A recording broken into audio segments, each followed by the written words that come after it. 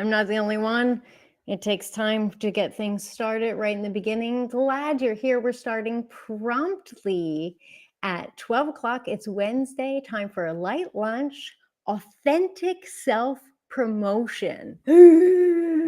What? Setting your rock solid foundation. Are you serious, Elizabeth? Come on, let's face it.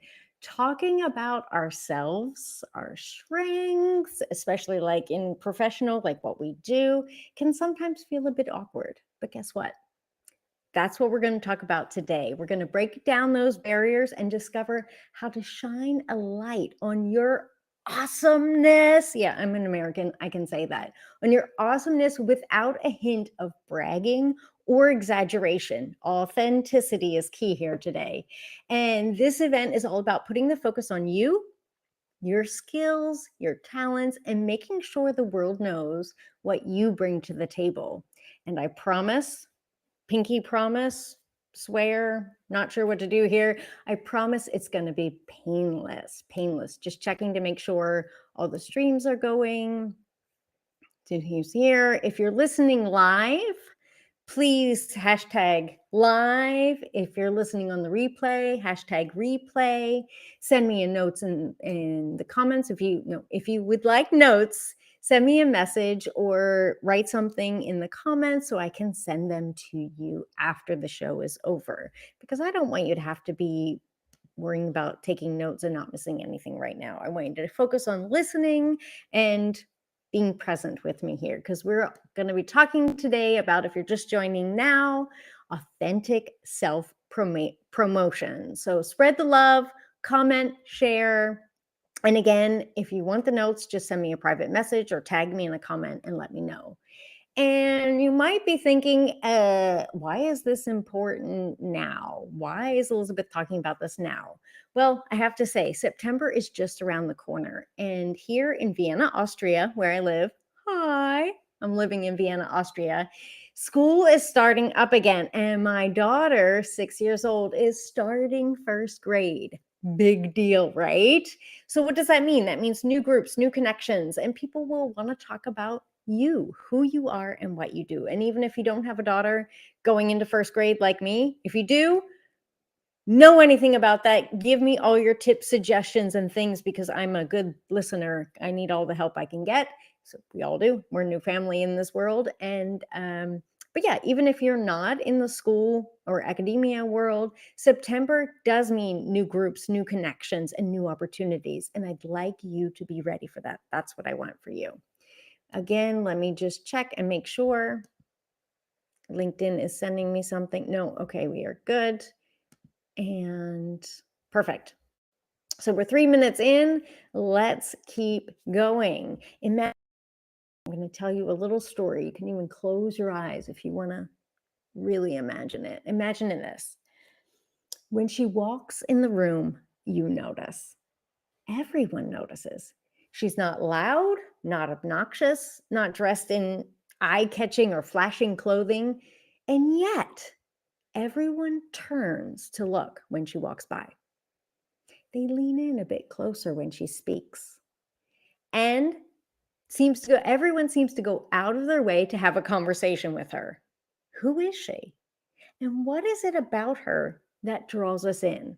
We've all seen these people, right? The ones who can just instantly captivate an entire room without a hint of pretentiousness or awkwardness. There's something magnetic about them, their personality, the way they talk. But how do they do it? And why does it seem effortless for them to make such a powerful impact? This is what we're going to pull back the curtain and dig into today. So join me.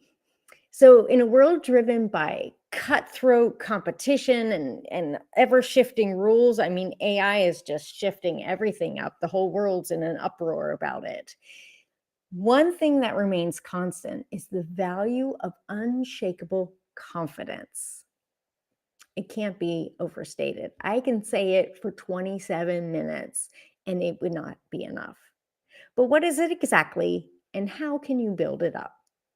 Well, we've all heard it. And if you do a quick search or look online, there's a lot of conventional wisdom surrounding confidence. Too much almost. And today's light lunch is not about that. If you're looking for that, you're going to be disappointed.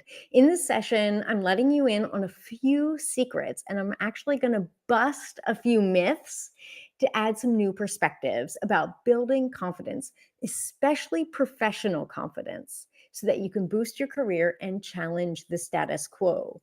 You ready? You ready? So I have a lot of content today. Mercy, mercy, mercy. But there's basically four main points, but I'm not doing the numbers this week, but the four main points. And the first one is that I want you to think about.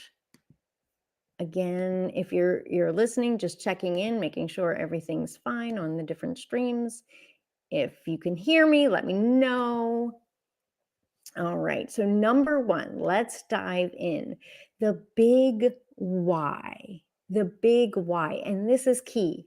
Why should you promote yourself? And I hear this a lot. Oh, but Elizabeth, I don't want to sound boastful or full of myself.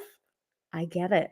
Oh my God, I get it. And I feel the same way. Or, but Elizabeth, I feel so awkward talking about and promoting myself. Yeah, I get it. And I've even heard this one too, which I think I just feel it in my heart so much. I had a woman tell me the other day, Elizabeth, give me your product, whatever it is, and I can sell it without any problem. But tell me to promote myself and my services? I can't do it. If you've ever been there or ever felt that, right, this is something. If it sounds familiar, you're not alone. There are a lot of things that make self-promotion difficult to do, especially when under pressure or put on the spot.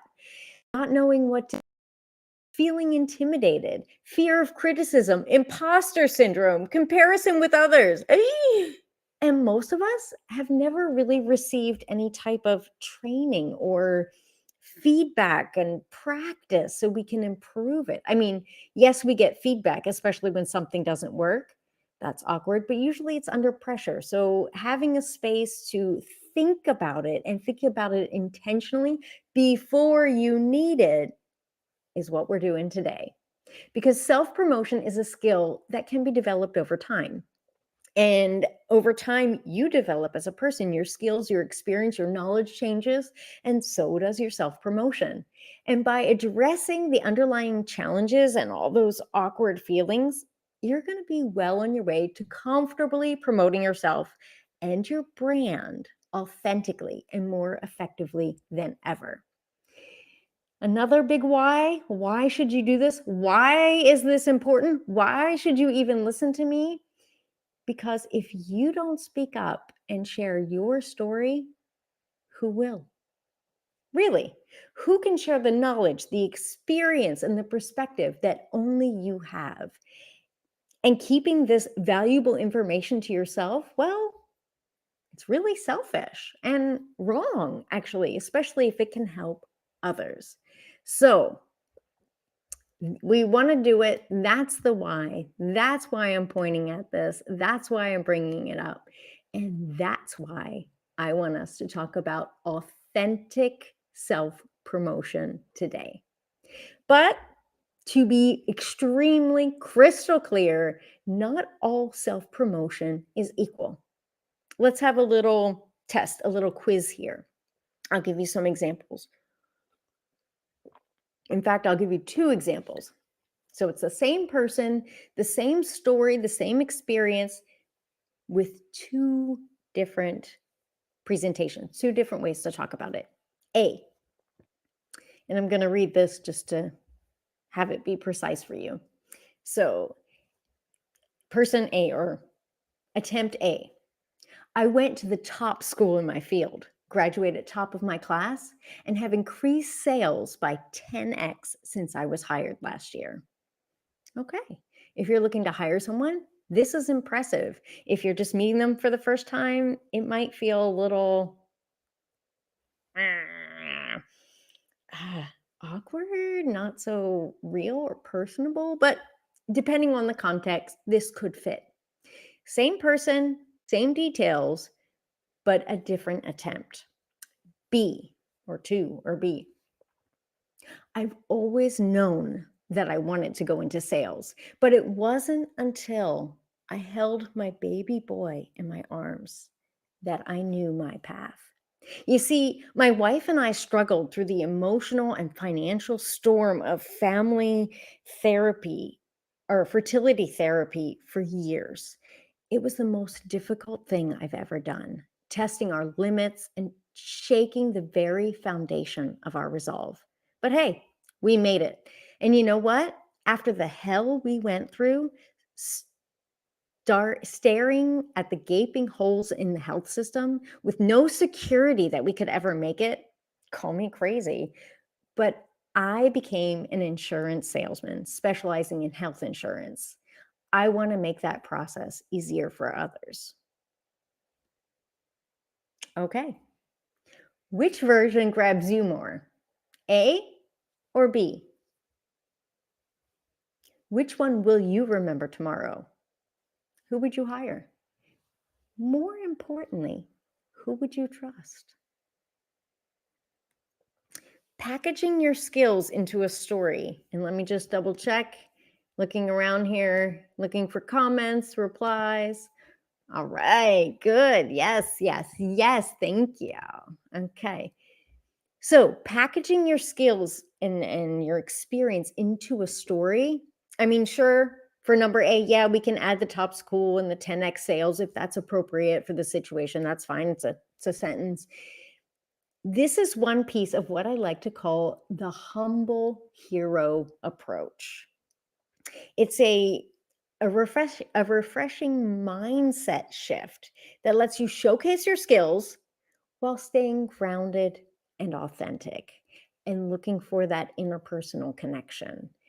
Doesn't sound boasty, doesn't sound braggy. In fact, the person speaking talks about struggles and going through hell and right? So it's not both braggy at all.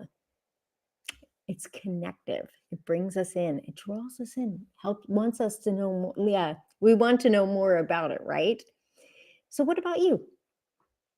Let's talk about your big why. In this case, in this story, it's my brother. It's someone I know. And so, yeah, let's talk about your big why. Why do you do what you do? What's your story? What's your driver? And I bet it's not just about money. It's never just about money. There's always more than that. So lean into your story and share it with others. Otherwise, it might really just be a list of forgettable facts. Impressive facts, but forgettable. So that was number one, your big why, or the big why. Number two, let's talk about redefining confidence. Okay. So since we're talking about confidence and having unshakable confidence and all this conventional wisdom, like if it was easy and if it was working, you probably wouldn't be listening right now. So let's redefine confidence. What does being confident or having confidence really mean? What does it look like? When we think of confident professionals, especially, our minds often jump to images of charismatic extroverts who dominate a room, right? Probably if I typed it into AI, that's exactly what I'd get an image of. However, this is a very narrow view, and it overlooks the depth of what confidence really, truly is. Confidence isn't limited to a specific personality type. No, you can't say, oh, well, you're not dominant and aggressive. You can't be confident. No one said that ever. At the core, confidence is simply the belief in your own abilities. That's it. And regardless of whether you're the life of the party or you prefer a quiet room of your own, you can have confidence. And for most of us, confidence is easy in most areas of our life, right? Walking. I walk without even thinking about it. Brushing our teeth. Some people are really confident about kitchen skills. Not me, but others are confident in cleaning or fashion, or for me, dancing is an area where I feel really confident. I put in many hours, many years, and yet, even in an area where I feel quite confident, I'm not confident in all situations, right? If I'm with my family at a wedding, it's no problem. I have a great time. I'm not even worried for a second. But I'm going to an audition for a dance team next week. Not so confident. Not so confident. But my idea and what I encourage others to do is to take the confidence I have in other situations, other times I've danced, other experiences I've had where I felt very confident and very successful. And this is going to set the foundation of confidence for this new situation. It's in 2 weeks, so wish me luck. And I'm going to use that extra adrenaline and excitement. I'm going to mix that in, which is going to help me focus more and perform even better than I usually do. But I'm getting way ahead of myself. So let's circle back. We're circling back. And the topic we're talking about right now is redefining confidence. Redefining confidence. So true confidence starts with a healthy self-awareness. Okay, who am I? What can I do? What's my experience? What do I have? Really just clear in the example of dancing, like what have I done? What can I do? Where are my skills? Where's my experience? Where are my talents? Where am I weak? Where am I strong? What kind of music do I dance best to? Things like that. And then we're going to add a dash of competence. So it's not just being aware of what you have, but like maybe I'm going to add a little extra of what I can do, or maybe focus a little more, train a little more, whatever. And this is going to be the foundation, right? The foundation and the rock solid belief in me or in you and the value that you can bring into the next situation. Now, I gave a very specific example of the dancing, but maybe I'm trying something completely new, like going to a first grade new parents meeting, something I've never done before in my life. And now I'm going to be doing it in German, in Vienna. So there's a lot of new things here. Can I build my confidence on experiences I've had with those situations in the past? No, because I don't have any. But what do I have confidence with? I have confidence with listening well, speaking well, and being present, meeting new people, gathering groups, coordinating. I have confidence with dancing, with being in front of a crowd. And I have confidence in a lot of different areas so I can feel good about who I am and what I bring to the table and to every situation. If you've ever heard of Bill Nye, the science guy, who's also a Lindy Hop dancer, FYI, he puts it, everyone you'll ever meet knows something you don't. Isn't that interesting? Everyone you'll ever meet knows something you don't. And to this I add, and you know something they don't. So that means Bill Nye, the science guy, who is famous for being a science guy, not just rhyming, I know something he doesn't, which is like, what? How's that possible? But it is. And I have an exercise we'll do in just a bit. So stay tuned and to help you get crystal clear about that. Okay. But first, number 3. This is the part I've been most looking forward to. It's myth busting time. Myth busting time. Myth busters. Busting 4 common myths of confidence building. Wow, that's tricky. And I'm still getting used to the braces. If you haven't noticed, if you want to know more about that, send me a message. I've made some videos about my braces and that whole journey. Oh, it's a thing. But busting 4 common myths of confidence building. Listen, when you look up confidence, when you think about confidence, when you talk to others about confidence, some people give advice about confidence. I mean, people love to give advice, right? We all like want to be consultants, right? Especially if you're going to be standing in front of a large group of people. Ugh, I've heard so much bad advice in this area, and I want to unpack those right now. Myth busting. But let me get a drink first. All right, myth busting. So, pieces of advice I've received and I want to bust right now. Number one, just take a deep breath and pretend that no one's there. Number two, look over the tops of their heads so you don't have to look anyone directly in the eye. Number three, and my personal favorite, imagine everyone is naked. Okay, what other advice have you heard? Go ahead and type it in the comments, whether you're listening live, hashtag live, or listening on replay, hashtag replay. And I will try and bust them live if I can, or I'll bust them in the comments later or in a personal talk with you. Either way.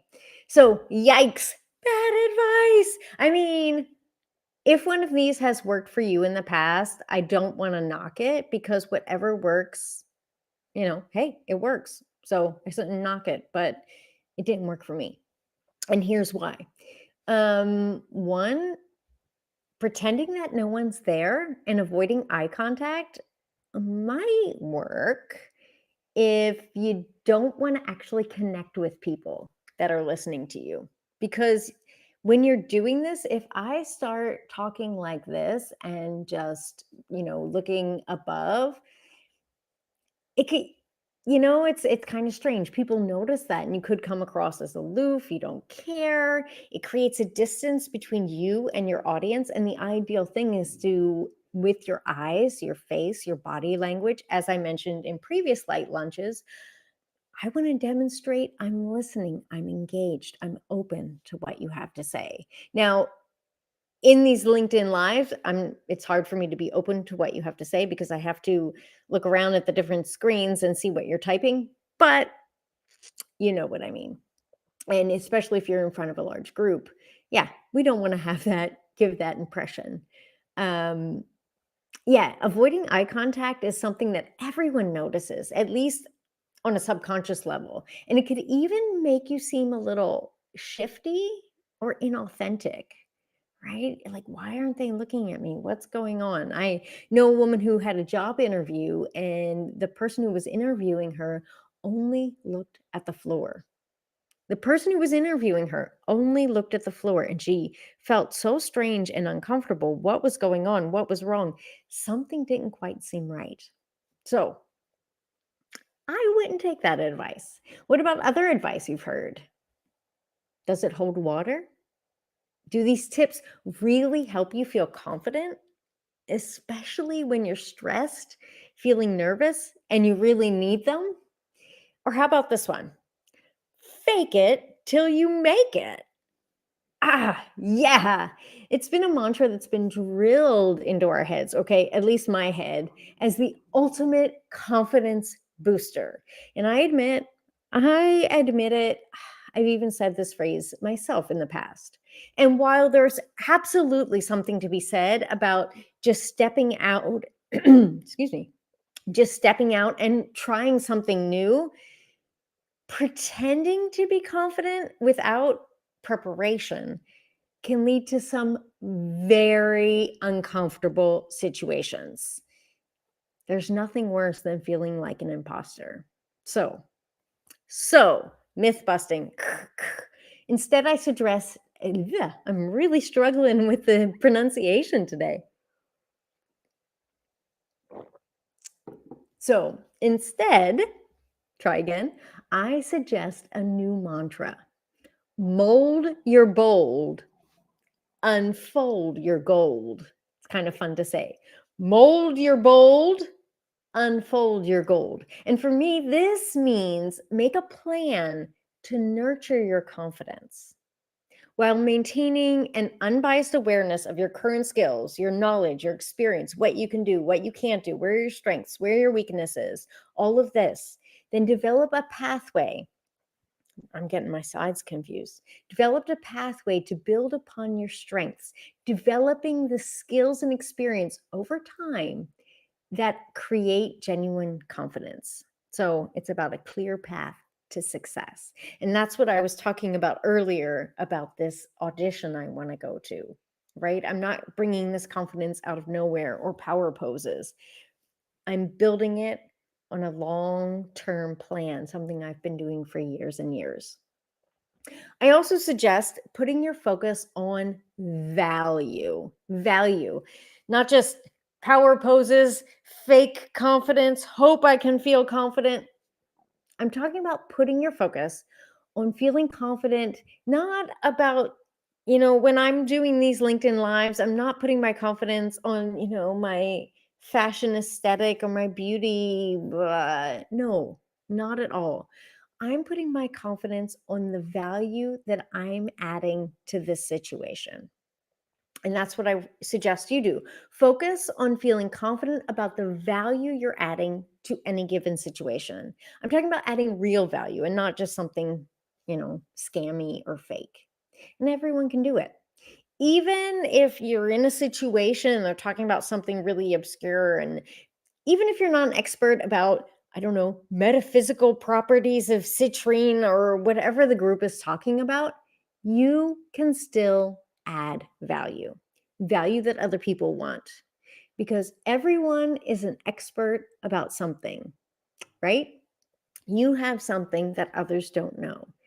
So, what value or insight can you bring to the conversation? Now, without having a real context or situation, I can't exactly say what it is, but depending on the situation, for example, a situation where there was a conference and people were really talking about stuff I didn't know much about, but they were all out of towners and I lived in that area at the time. And so it might be offering a great restaurant tip, showing leadership in a social group, being able to gather people together, or even something as simple as knowing where the bathroom is. I mean, this can be incredibly valuable at specific times, right?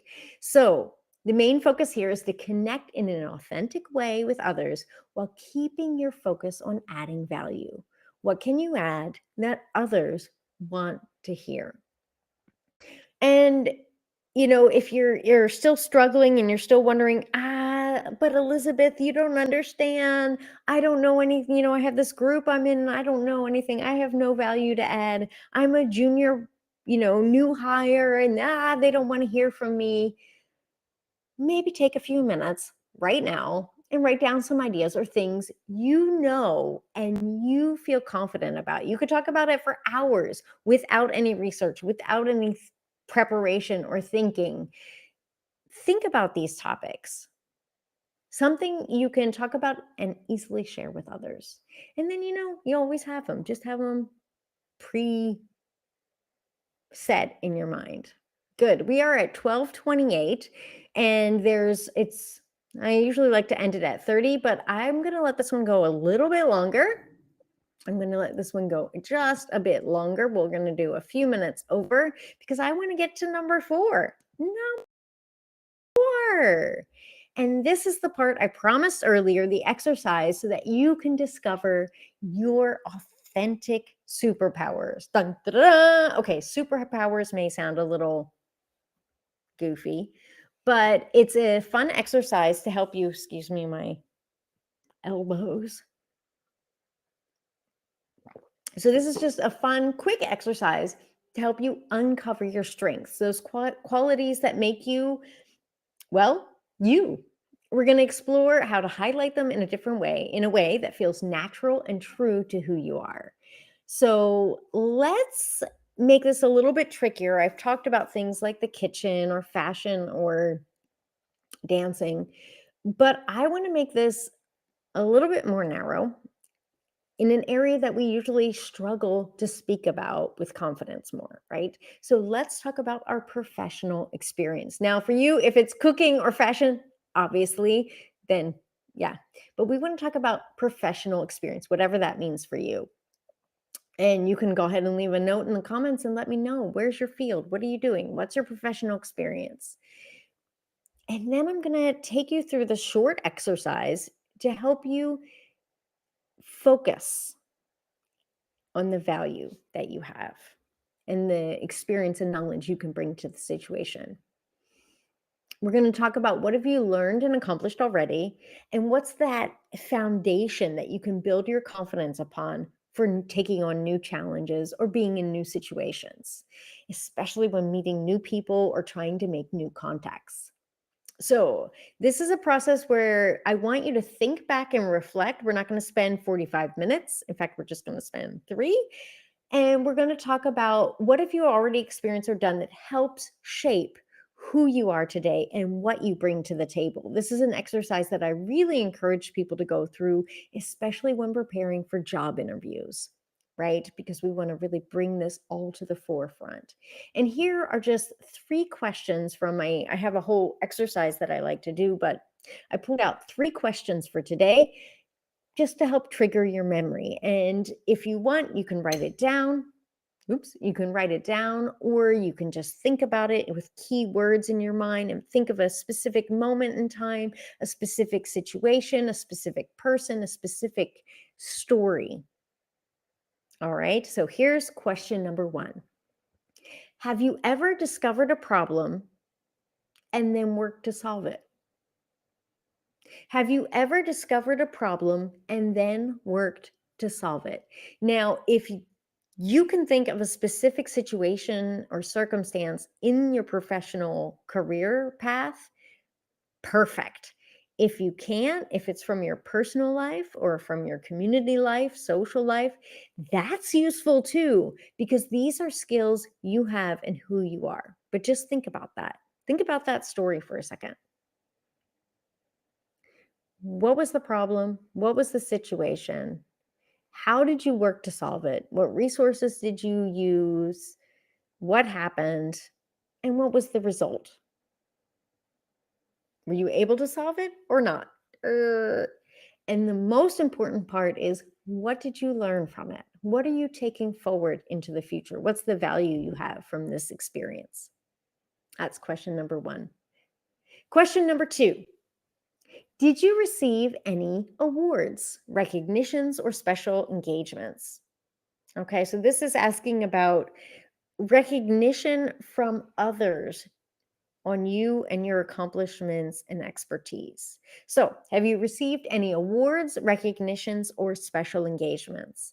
If yes, which skills of you were being recognized?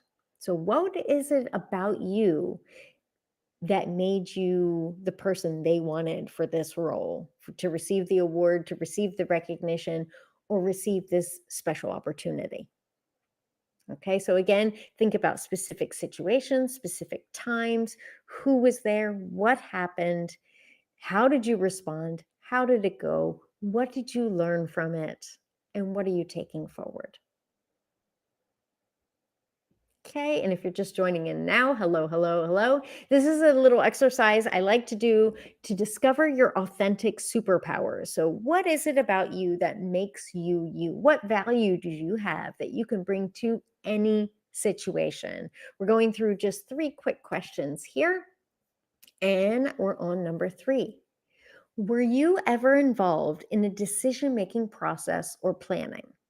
I mean, if we include personal life, I think a lot of people have to say yes. But again, try and keep it focused on the professional for an added challenge. Were you ever involved in a decision making process or planning? What contribution have you made to this? All right, so think about a specific time, a specific situation, specific people, context, who was there, what happened. How did you go through the process? How were you involved? What were your contributions? What worked? What didn't work? What did you learn? What were the results of your efforts? Okay, think about that. And as with the other 2, think then again about what do you take from this situation, from this experience that you've had, this process that you went through, either alone or with others, because these are all valuable. What do you take forward? What is the value you bring to the next situation, to the next decision-making process or planning. Especially in a job interview situation, this is something I would want to know as an employer. This is something that's especially interesting for me. So, as I said, you can take a few moments to breathe this in. You can write down a few words, keywords, describe your thoughts and emotions. So, you've gone through these 3 questions at this point, at least mentally, and I've taken you on a memory journey through your past, your experiences, your knowledge, your skills, what you're taking into the future, what's the value that you can bring into any situation moving forward. So, how does that feel to think about those, to remember those, to think about these previous experiences that you've had, thinking about them in maybe a new way? How do you feel right now? Because answering questions like these and reflecting on your professional life, it can bring up a lot of memories and thoughts and feelings and so I want you to think about yourself in that way, to think about the value you're bringing forward and that you can bring forward in any situation, and that people want that specific value and are looking for that value and are happy to find it in you, especially when it comes easy for you and you can do it without much stress or thinking, that you feel confident in, right? So these are the experiences. These are the accomplishments. These are the things that make you you. We can't control what happens to us, can't always control what happens to us, but we can always control how we respond, what we learn, and what we take forward. So now we're at 12:37.